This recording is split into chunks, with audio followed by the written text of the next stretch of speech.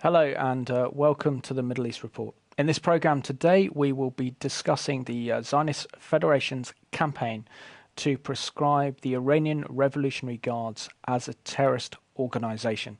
To date, the British government and the European Union has not recognized the Iranian Revolutionary Guards' role in international terrorism and therefore has not classified them as a terrorist organization.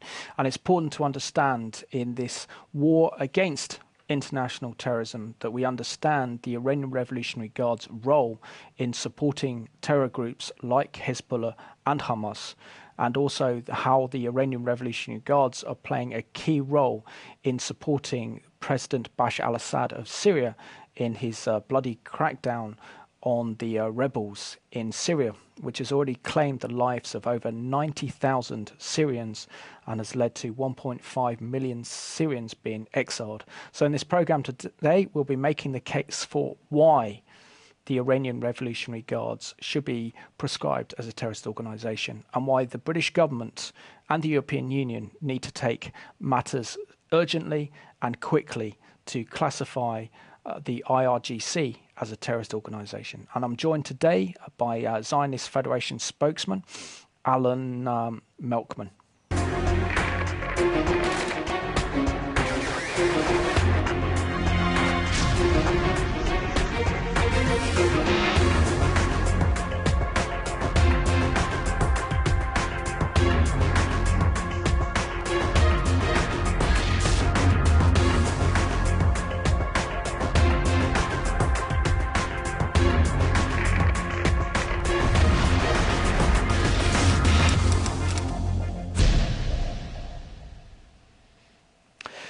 Alan Melkman, I want to welcome you to the Middle East Report. Thank you for inviting me. It's a pleasure. Alan, it would be very interesting for our viewers to know something about your Jewish background and how you got involved in this campaign to proscribe the Iranian Revolutionary Guards as a terrorist organization and your involvement as a spokesman for the Zionist Federation. Okay, Simon. I'm a secular Jew, brought up in London. The reasons that I've got involved with Israel and countering anti-Israel activity, I suppose, goes back to my early youth. My father used to be an avid reader, and we had lots and lots of books in our house. And one day, I must have been maybe 5, 6, 7 years old, I looked up at the bookcase and there was one book which was sort of light blue and silver cover, which had Israel written on it. And the author was a guy called Melkman, which naturally intrigued me. Anyway, it had been written, we're going back now to the 1950s, so not long after the State of Israel was established. And my father began to talk, although it wasn't written by my father, began to talk about Israel and why we needed Israel. And since the Holocaust was still very, very fresh, the thing that sticks in my mind was when he said, things in England are great for Jews, as they were in Germany and in many, many other countries. But sooner or later, things always go bad. And when things go bad, then it is vitally important to have Israel. If Israel had existed before the war, then 6 million would have been saved. And that made a huge impression on me. And as a result of that, I have always been extremely pro and also defensive of Israel. As I went into business, obviously lots of things occupied my time.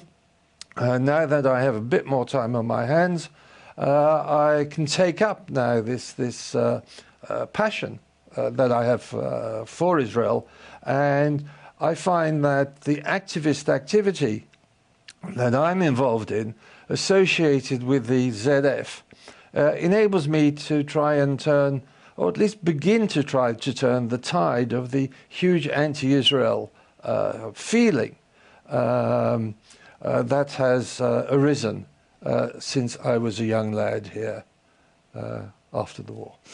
Excellent. And so can you share with our viewers about this Zionist Federation's campaign to proscribe the Iranian Revolutionary Guards as a terrorist organization, and why does the British and the European Union need to do this? Well, I think you partly explained it in your introduction. Clearly, the Iranian Revolutionary Guard is part of the state apparatus of Iran. Iran is probably the single biggest threat to world war and disorder generally that exists on the planet. The Iranian Revolutionary Guard Corps, or the IRGC, if I may use those initials, since it's less of a mouthful. Absolutely. The IRGC is an arm of the state which is charged with implementing much of the mayhem and havoc that it intends to create. And we can go into more details as our discussion proceeds.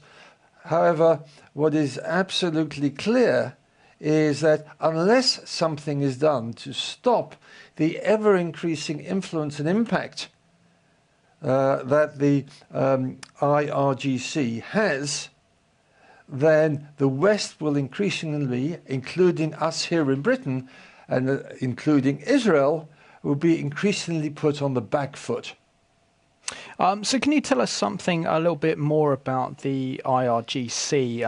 Why were they established?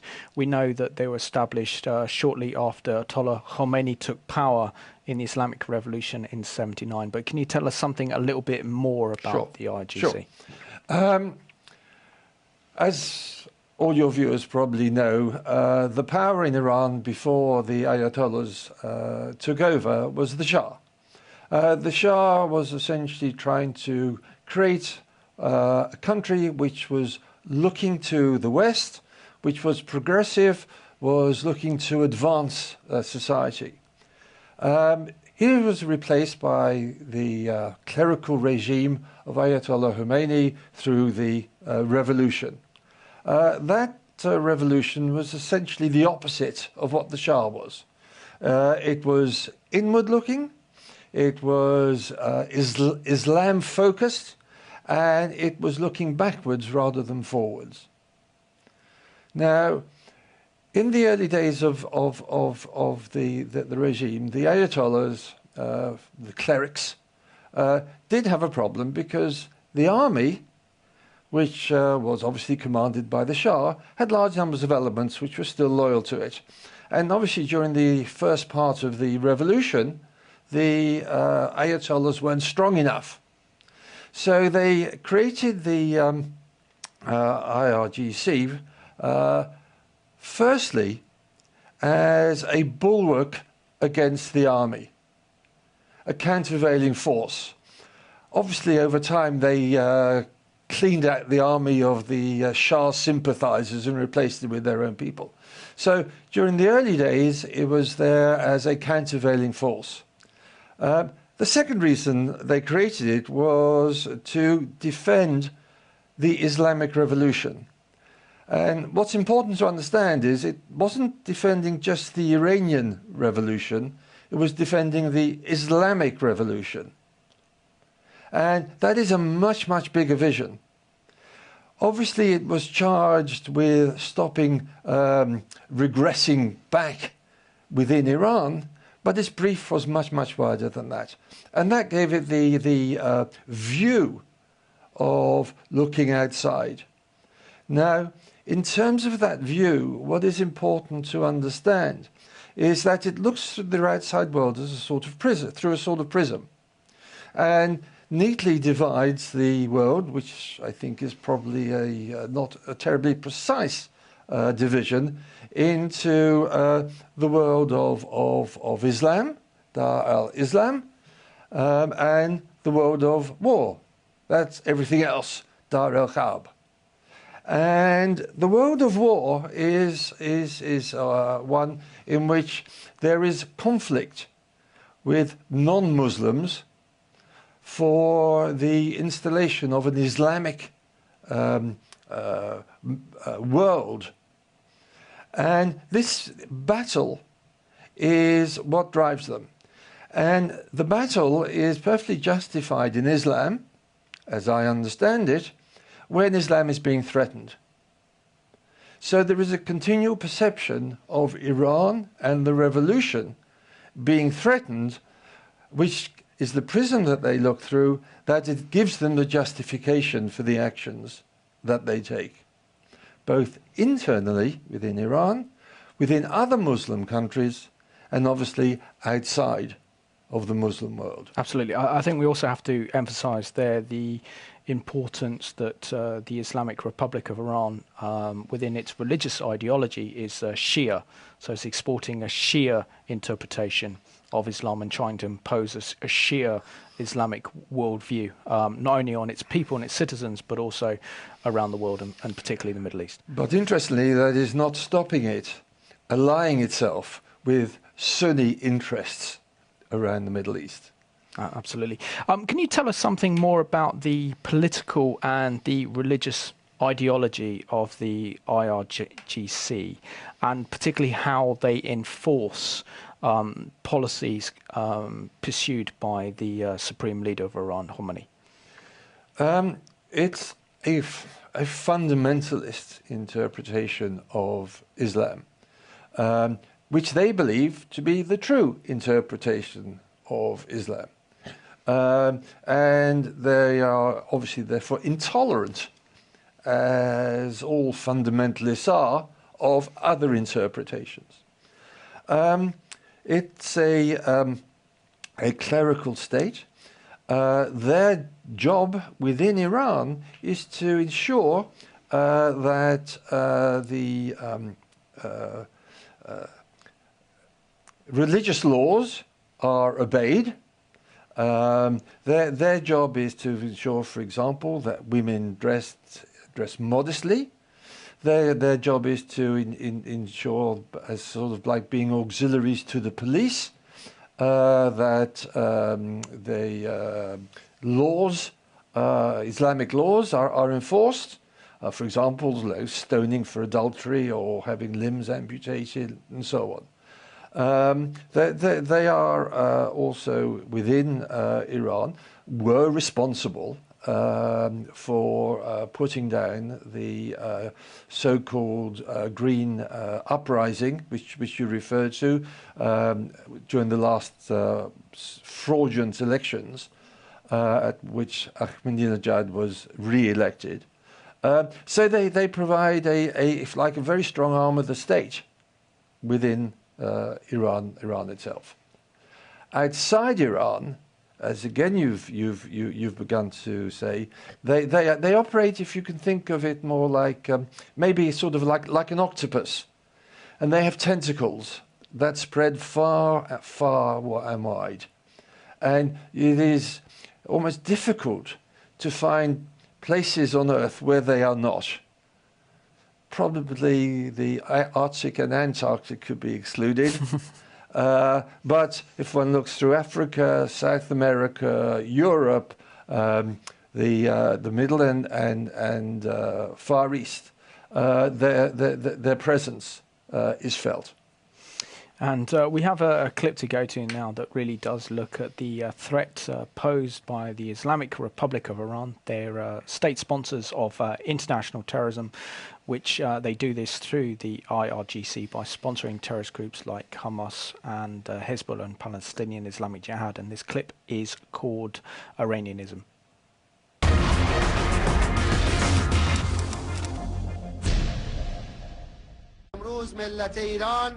یک ملت صاحب فناوری هسته‌ای است و کسانی که با ملت ما میخوان حرف بزنند باید بدانند که با کدوم ملت دارن حرف میزنند. اگر هم الان ندانند به زودی مجدداً زمانی که سرشون به سنگ خواهد خورد. From Tehran to the United Nations in New York, President Ahmadinejad expresses his distaste for America and the international community. Media outlets line up for interviews with a defiant Iranian president, as daily news reports focus on Iran's nuclear program. American and Western leaders have often labeled the Iranian regime a sponsor of terror and a violator of human rights. Yet, for more than 30 years, America has misread the guiding principles of the Islamic Republic.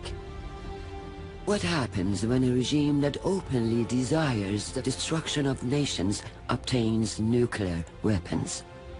The world may suffer unthinkable consequences. Iran's nuclear program is not an isolated problem. It is the final component of an extreme doctrine that has held Iran's citizens and the international community hostage for more than 30 years.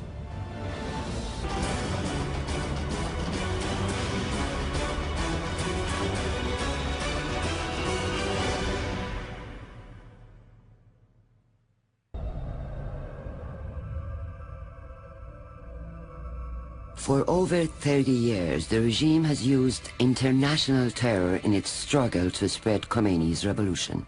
The Iranian regime has an endless number of proxy organizations, beginning with the big ones, such as Hezbollah. Founded in the early 80s in Lebanon under the guidance of Ayatollah Khomeini, Hezbollah wasted little time before striking American installations.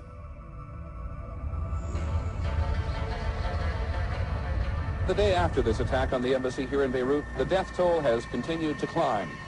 It is believed that before the counting is over, more than 60 people will be found to have died, at least 16 of them Americans. Hezbollah's next attack would prove even more deadly, attacking multinational peacekeeping forces stationed in Beirut following Lebanon's civil war.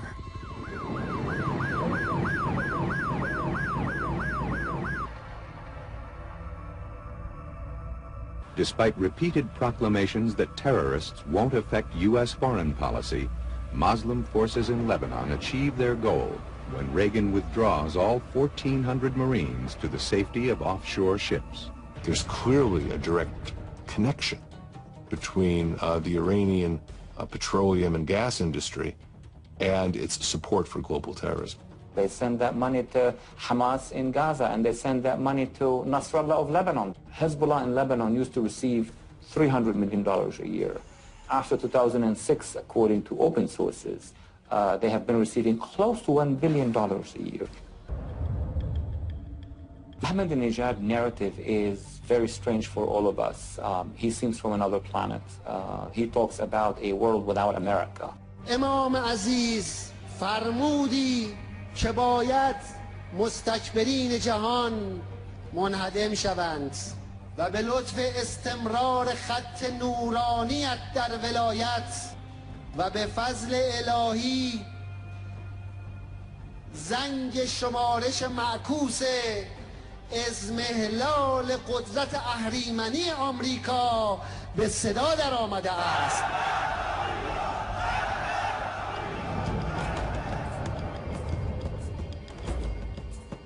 Inception, the Khomeinist regime of Iran was already building what became later its international alliance of the 21st century.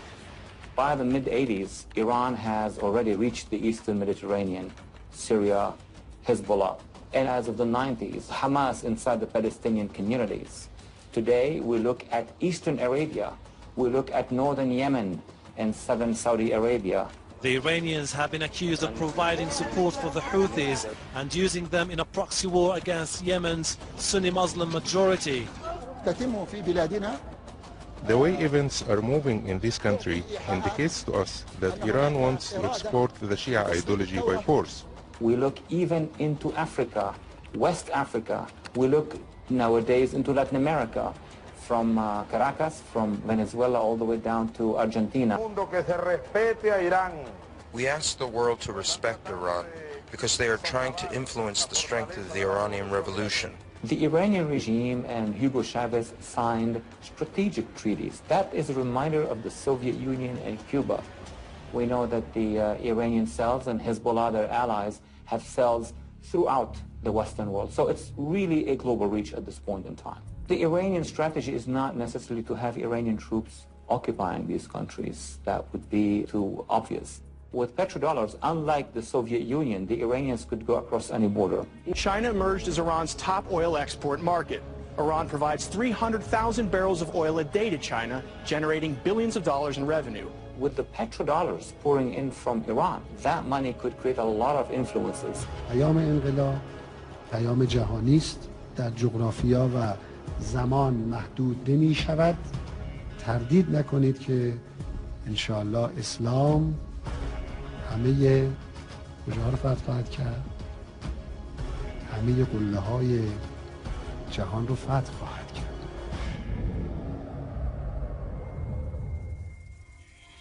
Today, the Iranian regime is on the verge of becoming a nuclear power.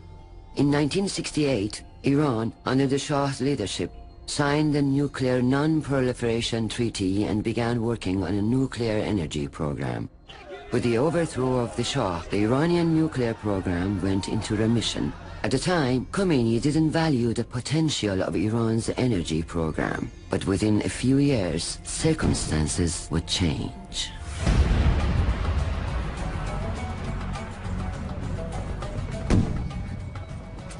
With well over 500,000 Iranians dead and Khomeini refusing a ceasefire agreement, the regime decided to secretly restart Iran's nuclear program.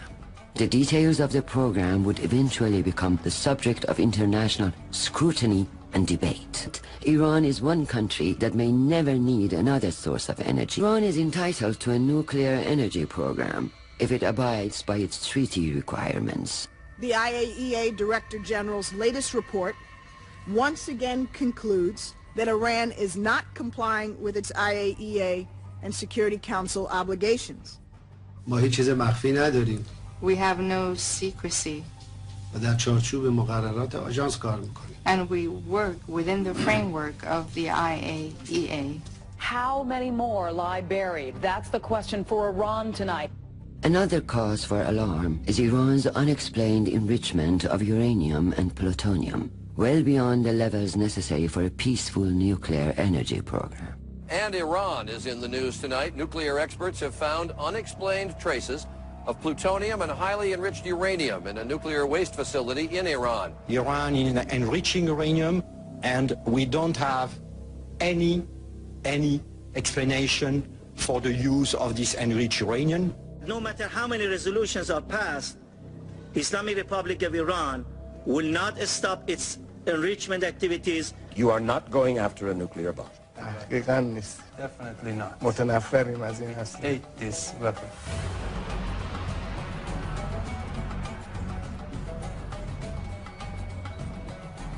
Recently uncovered documents have revealed the development of detonation devices. The document talks of a 4-year Iranian program to develop a neutron initiator, a highly specialized component of a nuclear detonator. This had no civil application. The only conclusion we could reach is that this was part of a plan to develop at least the capability to be able to build this part for a nuclear weapons program. For years, the Iranian government has failed to live up to its obligations under the Nuclear Non-Proliferation Treaty.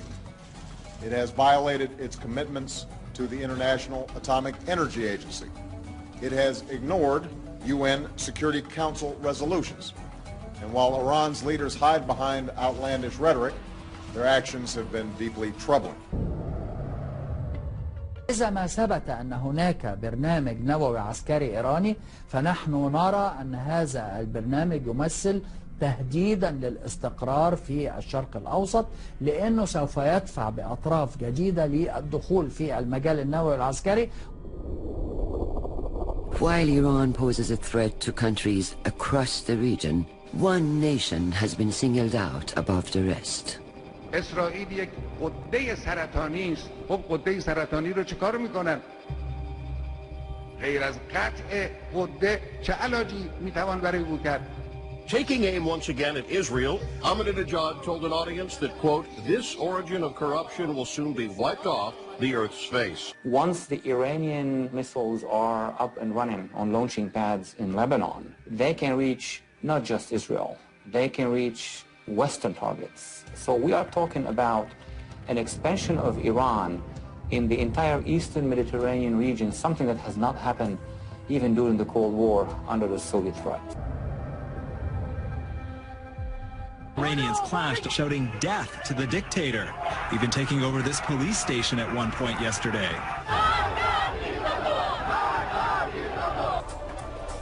In scenes similar to 1979, millions of Iranians again took to the streets to voice their dissatisfaction with the rulers of Iran. The IRGC and the besieged were quickly deployed. Tens of thousands were arrested, several hundred were killed. مخالفان این کسانی که با این بنا با این حق و حقیقت مخالفت میکنن این فقط همون جفاهن اینا در مقابل چشم شما انشالله نابود خواهند بود.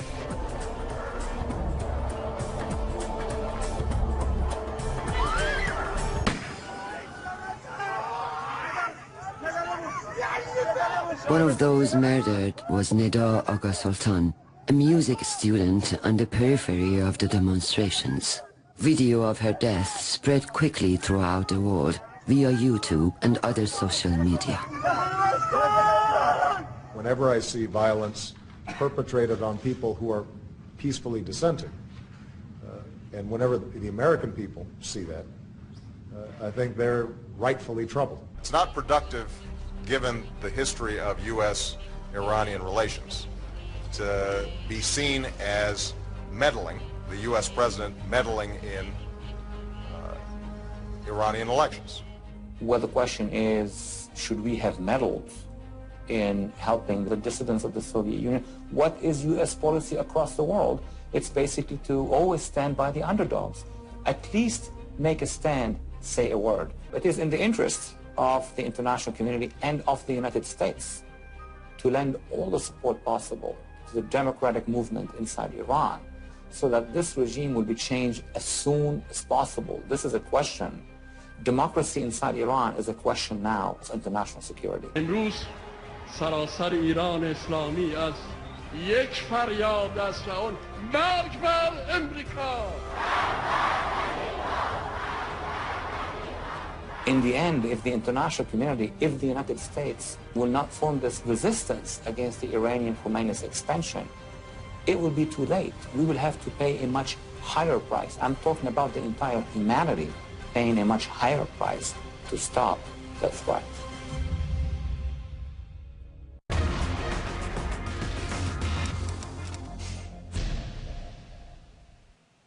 Welcome back to the Middle East report. I need to emphasize the fact that President Ahmadinejad is no longer the president of Iran, but this will not alter the ideology or the terrorism nature of the Islamic Republic of Iran.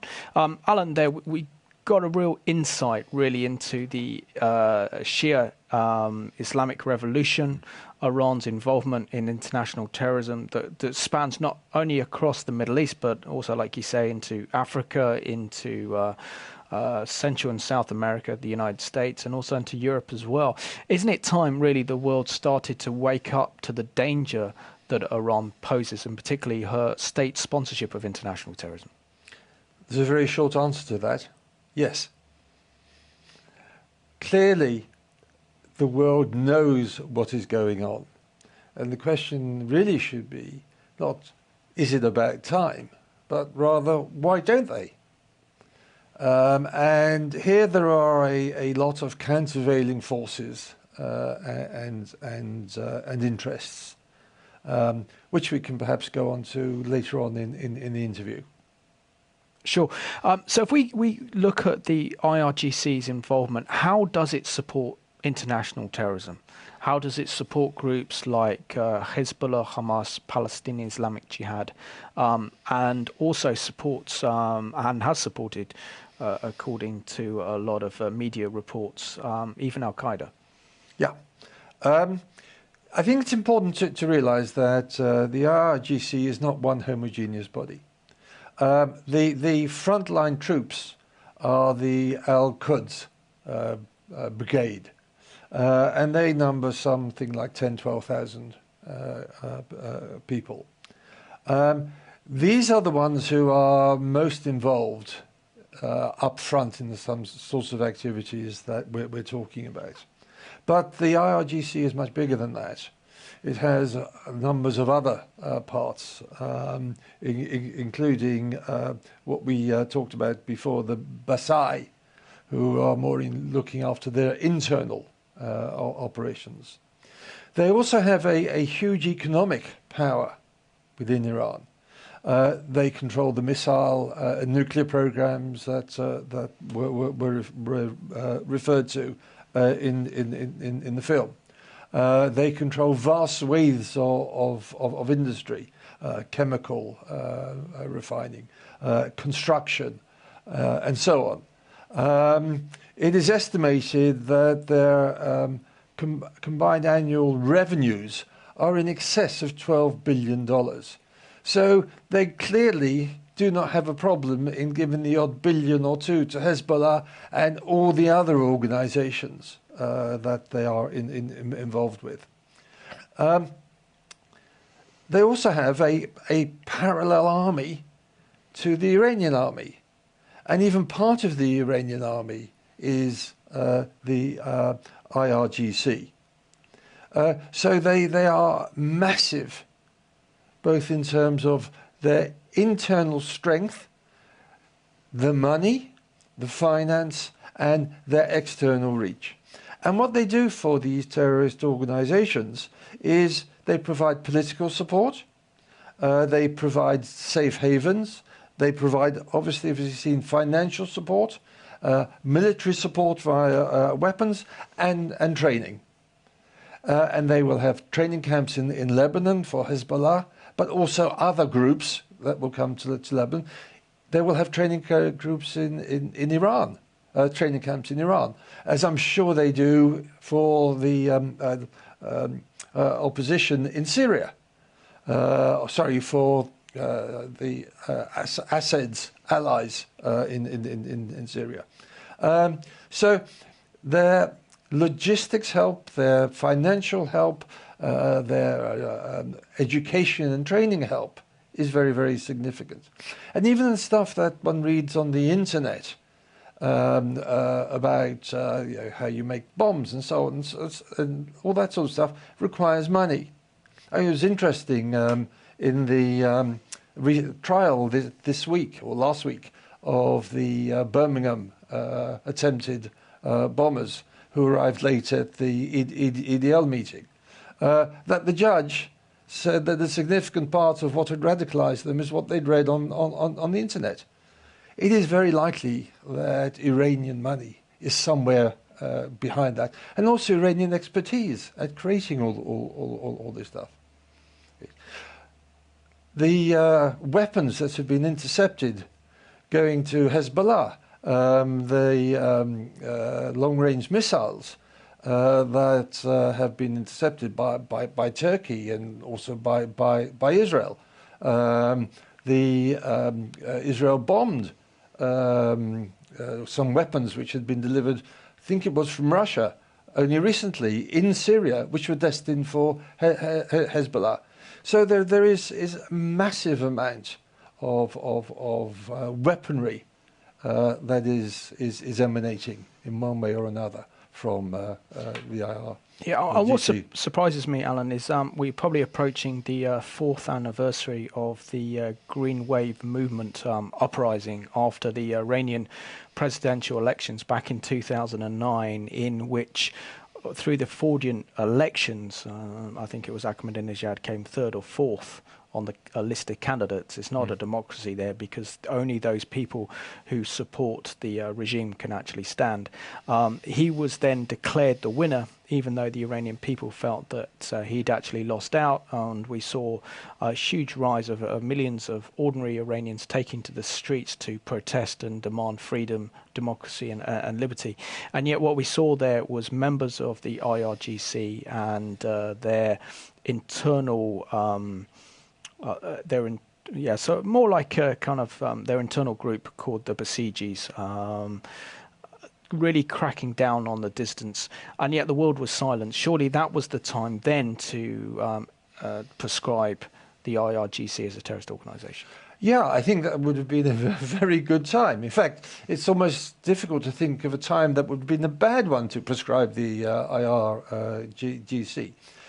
It is to the shame of our government and Western governments generally that they did not mutter a word about the terrible things that were happening in Iran. I can't explain it. Is it a willful desire to bury one's head in the sand? Is it a desire not to offend some sections? Is it the fact that they were just too involved in Afghanistan and Iraq? Maybe it's a combination of all of those things. But whatever it is, it's regrettable, and one has to say it is unprincipled. And we've also got to understand that Iran plays a huge role in the conflict that Israel has with Palestinian terrorist organizations such as Palestinian Islamic Jihad, who've been responsible for firing a whole range of rockets and missiles into southern Israel. Their sponsorship and training of Hamas, even though they're a Sunni terrorist organization. Of course, their proxy, Hezbollah, in the south of Lebanon, who have something in the range of 40 or 60,000 rockets targeted Israel. So this conflict we're seeing that Israel has with the Palestinians, it's really the Iranians behind the scenes that are stirring all the trouble up. What is the extent of Iranian involvement with Palestinian terrorist organizations that target Israel, but also Israeli diplomats abroad, as we've seen in the last couple of years? Extensive.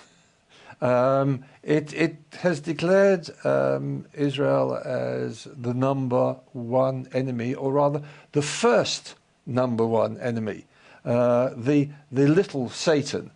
The US is the big and, if you like, the ultimate enemy, and they have identified that they can get to Israel both physically, in terms of all the armaments and training and so on that they're supplying, but also through trying to delegitimize or put money behind delegitimizing campaigns.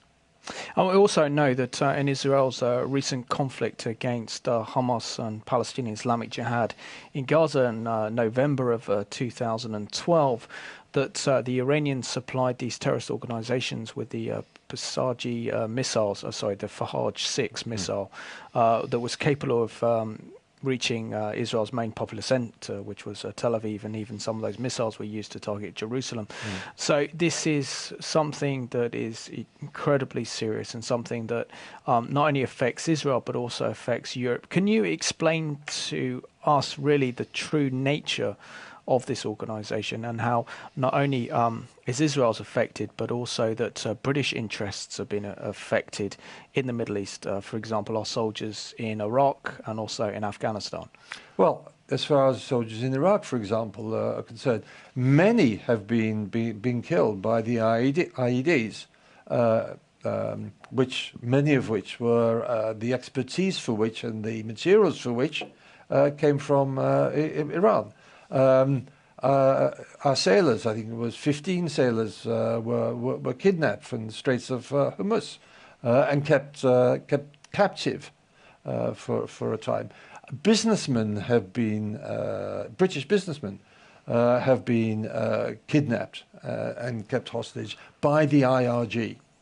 So the extent of their activity, as well as what is happening, for example, in this country, via their front, what can be regarded as their shop window, which is the Muslim Human Rights Committee in this country, clearly is their influence spreading directly, its tentacles spreading directly into our country. And Alan, I recently had a recent visit to New York with my wife, and we both visited the site of Ground Zero. Of course, that was where the 9/11 attacks took place in that very fateful day back in September of 2001. What's come to light is very interesting, having read quite a lot of Melanie Phillips' material and others, certainly the 9/11 Commission, made very, very strong hints, if not suggestions, that there was an alliance between Hezbollah and the IRGC and Al-Qaeda, and that how the 9/11 attacks had the fingerprints of the #1 Iranian terror chief in Madmaknea involved in this attack. Surely if this comes to light and this can be proved as absolute firm evidence, then maybe it gives us a greater understanding that we may have dealt with, or the US government may have dealt with, a threat posed by Al-Qaeda from Osama bin Laden by assassinating him, but we haven't taken out the #1 enemy, which is Iran. And with Iran's continual support for state-sponsored terrorism, there is no way we're going to defeat terrorism until we defeat Iran. Absolutely right. Absolutely right.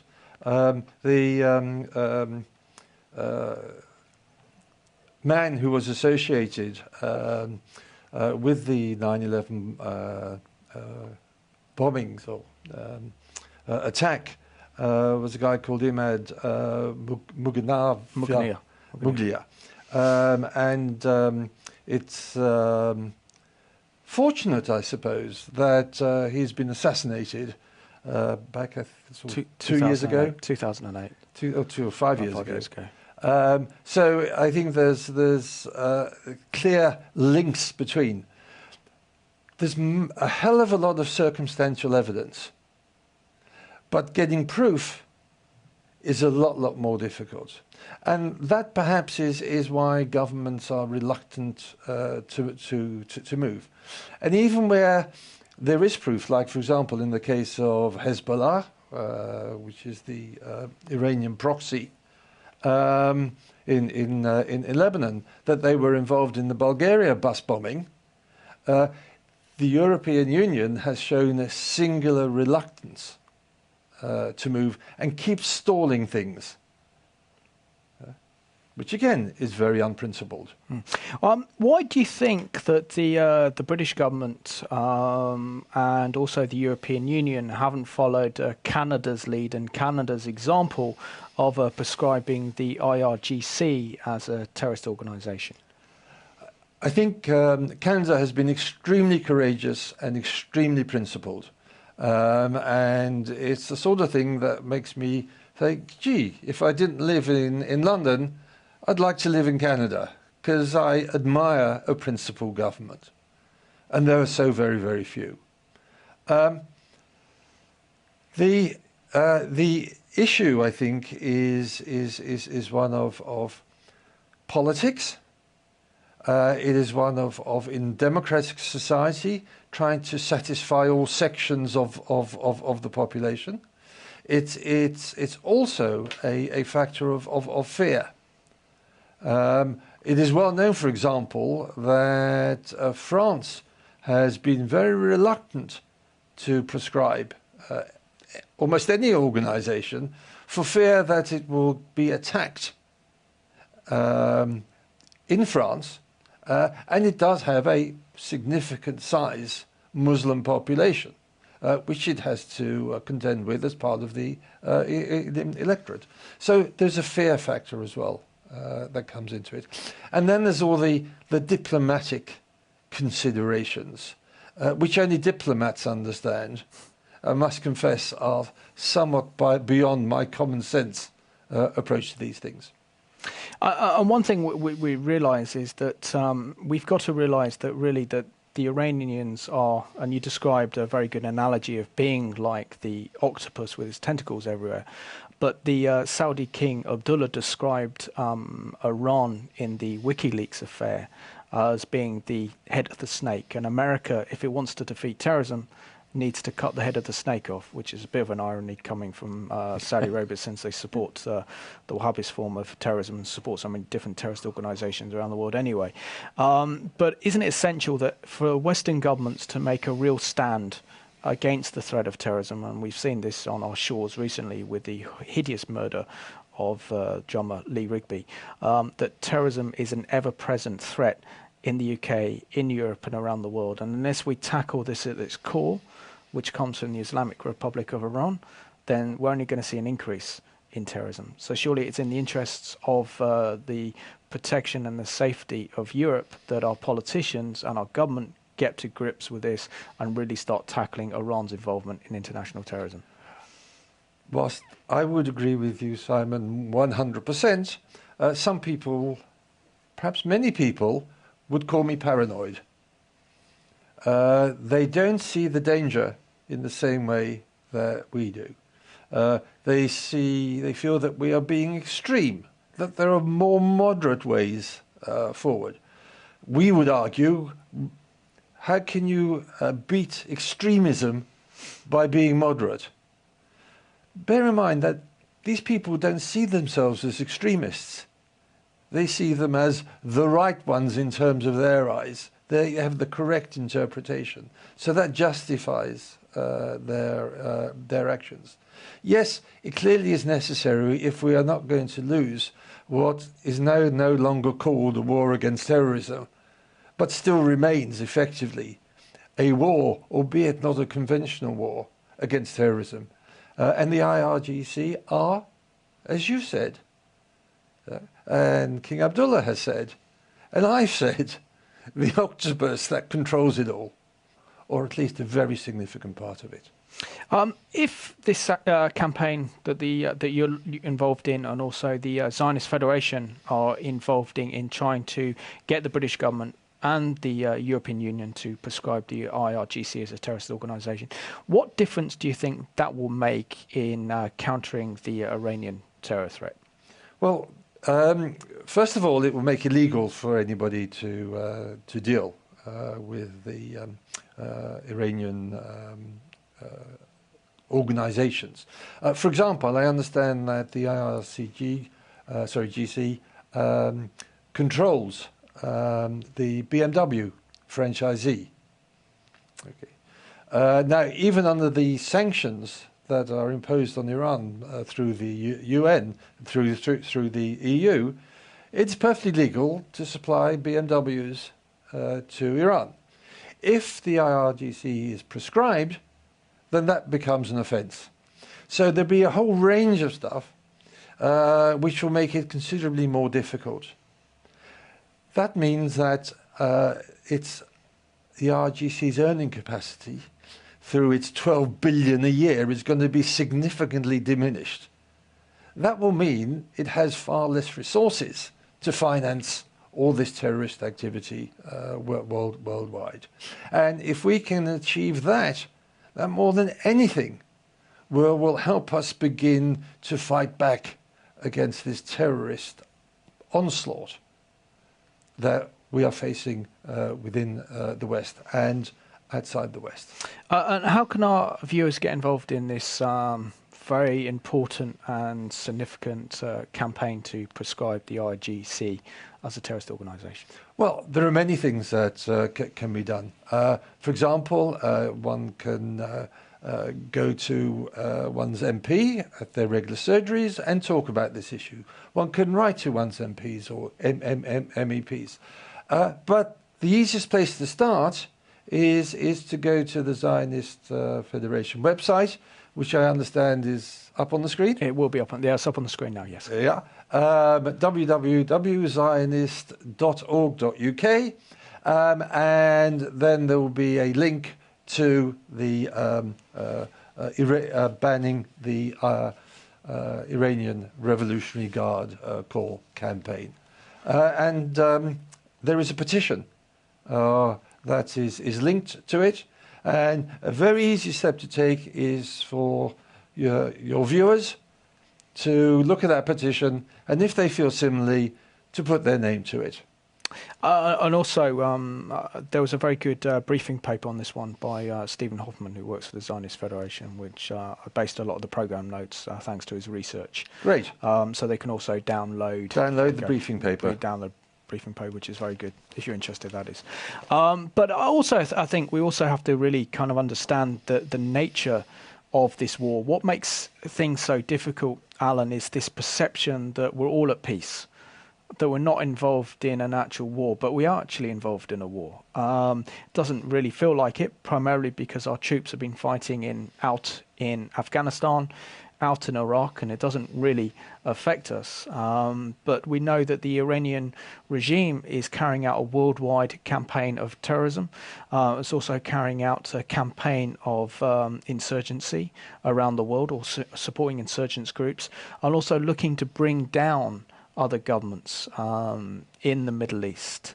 And they're fighting bitterly hard now in Syria to prop up Bashar al-Assad's regime, because he's their #1 ally in the Middle East. Absolutely. And the whole goal is to establish the Islamic Crescent, Iranian empire across the Middle East, and then export that around the world, which not only threatens Israel, and but it's also a great threat to Muslim Sunni states in the Middle East.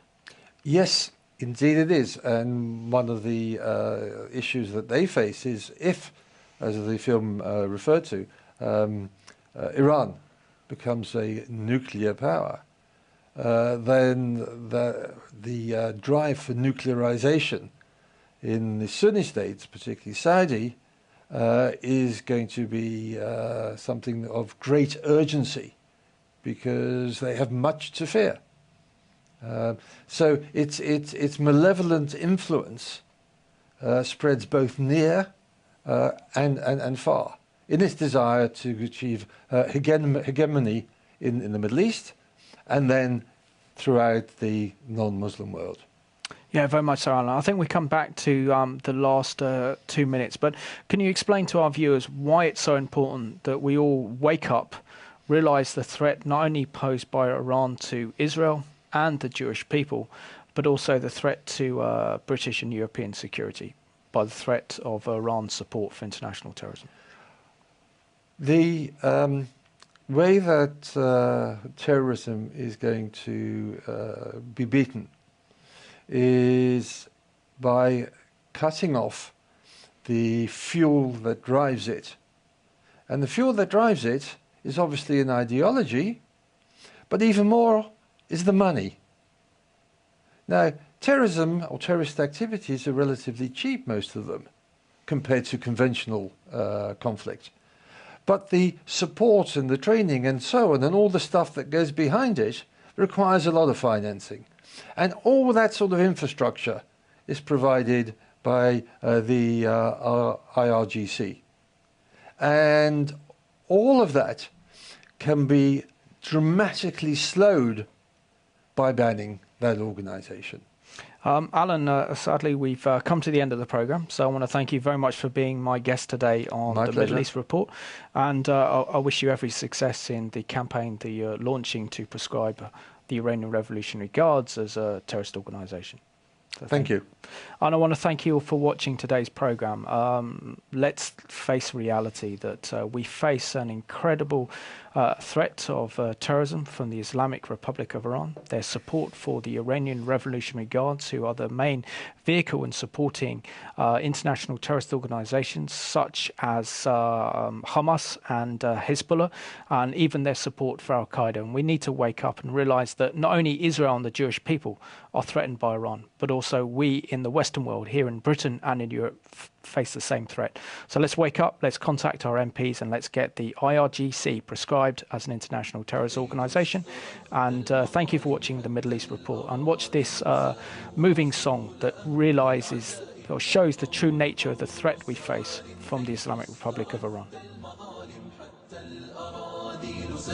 رسول أهل العزائم ما دنسوا لي حمانا لو طوقته الضراغم حثالة البغي صارت فأين عهد الحواسم ناسوا بأننا أبات نذود ذود القشاعم نحن الذين وطئنا بالخيل عرش الأعاجم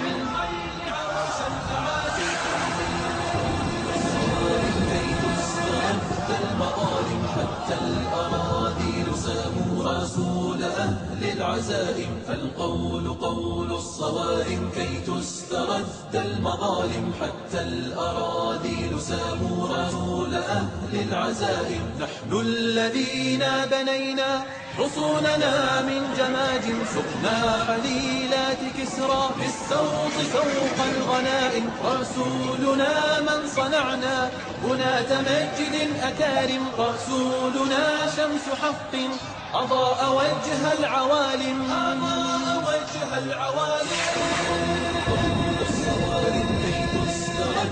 المظالم حتى الأراذيل ساموا رسول أهل العزائم فالقول قول الصوارم كي تسترد المظالم حتى الأراذيل ساموا رسول أهل العزائم أنار مشكاة ليل من الضلالات قاتم وصاغ من بعض قوم جيلا مع الفجر قادم فحطموا رأس باغ وذللوا كل ظالم حربا على كل حرب سلما لكل مسالم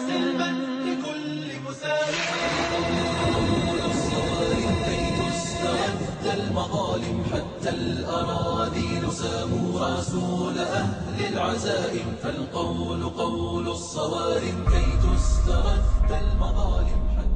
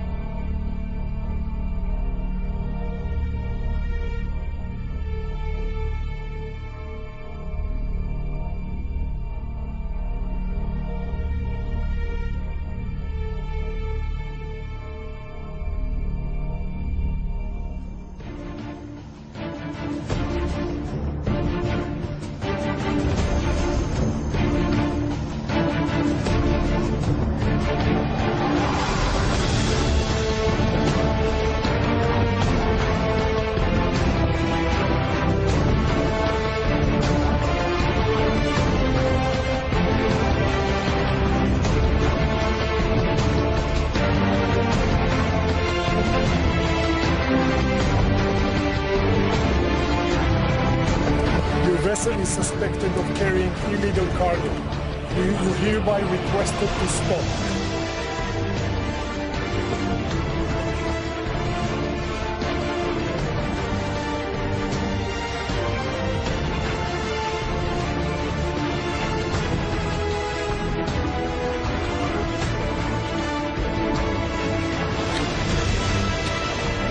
Vous voyez les lettres, ce sont des marques iraniennes. Ce sont toutes des marques de l'armée iranienne.